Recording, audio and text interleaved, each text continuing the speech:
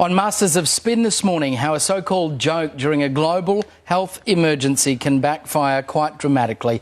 Donald Trump is this morning threatening to cancel White House briefings.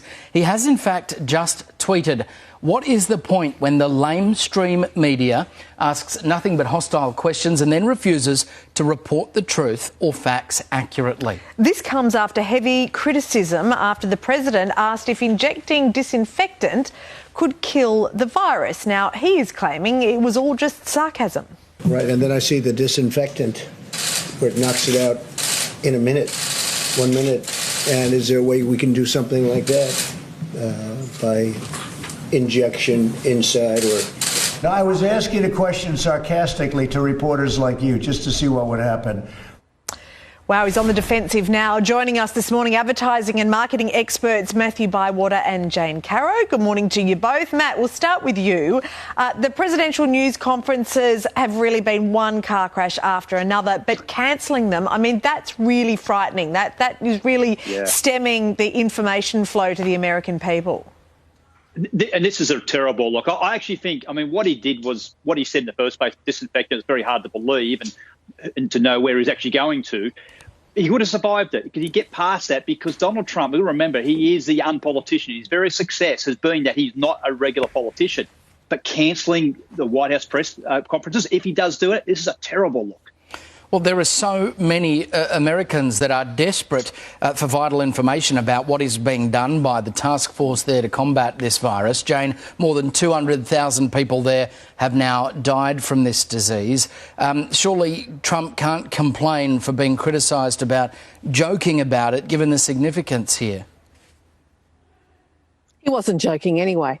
That was an excuse. He was deadly serious when he made that misinformation. And that's the problem with these press conferences, that they turn into car crashes more often than not. So it'd probably be wise for him to stop doing them, but not for very long. He can't have those mass rallies. I know he's tried, and he may yet, resurrect them against all advice, but it's really his only way of being in the limelight at the moment. So I reckon he's being sarcastic again, we'll hear in a couple of days, and he'll retract on this. So the thing about Trump is he's completely unpredictable. Yeah. That's his strength, but it's also terrifying. Yes. Yeah, it's terrifying. Yeah. OK, speaking of misinformation, researchers at the Queensland University of Technology have found that celebrities are super spreaders of coronavirus misinformation. Not everyone, but a few.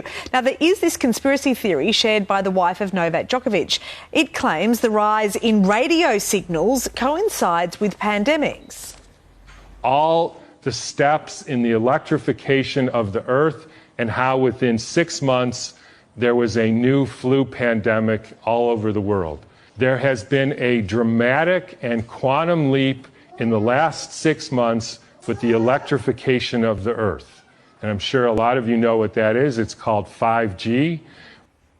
Now, Matthew, to their credit, Instagram has put a warning on the post. The first warns that it contains false information and you need to click to continue. Is that enough, or should these be taken down completely?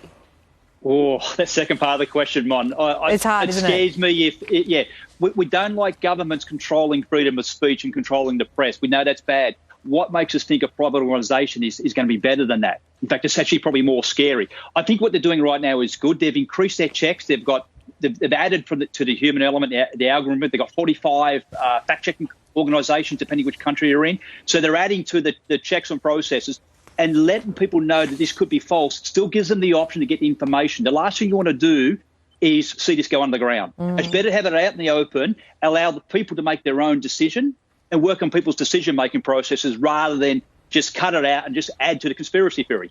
Yeah, I think people know that there is a lot of misinformation out there at the moment, so they're using their own judgment on these things. Thank you very much to both of you, Matthew, Caro. Jane, have a great day. Ahead